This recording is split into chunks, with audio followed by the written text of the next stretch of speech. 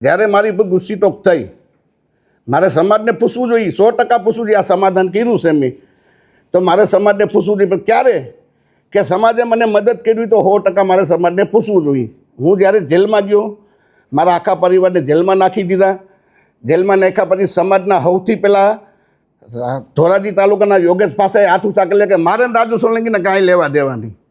બીજા નંબરે દેવદાન મુસળીએ ક્યાંક ને ક્યાંક સમાજ તો ત્યાર હતો. એક એવું મોટું આંદોલન થઈ રહ્યું હતું કે તમે ઊંડાકાંડને ભૂલી જાવ એવું મોટું જબરદસ્ત આંદોલન થાત તો રાજુ સોલંકી ક્યાંક ને ક્યાંક મોટો થાત. સમાજના આગેવાનો કપાત હતા એટલે આંદોલન ના કર્યું. સમાજના લોકોને રોકવામાં આવ્યા કે આપણે આંદોલન નથી કરવું, આપણે કાંઈ નથી કરવું. રાજુ એના પાપે અંદર જેલમાં ગયો છે. મને મદદ ના કરી. મારી ઘરવાળી જાતિને આગેવાનોને પૂછતી કેટલા ભાઈ મારા ઘરવાળાને મારા દીકરાને તમે આખો ગુજરાત જાણે છે કે રાજુ સોલંકી ઉપર ને રાજુ સોલંકીના પરિવાર પર ખોટી ગુસ્સીટોક થઈ છે. આખો સમાજ જાણે છે.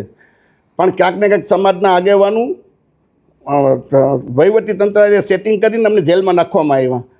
અને જેલમાં ગયા પછી સમાજના આગેવાનું જ અમારા જૂનાગઢ ડીવાયએસપીનું સન્માન કરવા હું કામે ગયા હતા ભાઈ તમે? કેમ કે આ જે જૂનાગઢના ડીવાયએસપી સાહેબ છે તમારા સરબંધી થાય છે. રાજુ સોલંકીને જેલમાં નાખ્યો એ બદલ સમાજના આગેવાનું જે આ કહેવાતા આગેવાનોને હું નામ દઉં છું એ સન્માન કરો કે સાહેબ તમે બહુ સારું કર્યું, રાજુ સોલંકીને તમે જેલમાં નાખ્યું. તમે મને મદદ કરી હોત, મારા ઘરવાળાઓને 5 રૂપિયાની મદદ કરી હોત, 5 કિલો બાજરો નાખી હોત તો મારે 100% સમાજના આગેવાનોને પૂછવું પડે કે તમે મને મદદ કરી છે. હું જેલમાં ગયો તો મને જેલમાંથી બહાર કાઢ્યો છે.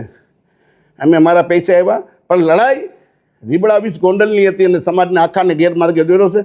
આ સમાજના આગેવાનું અને અનુજસિંહ બાપુનું કરેલું છે આ બધું.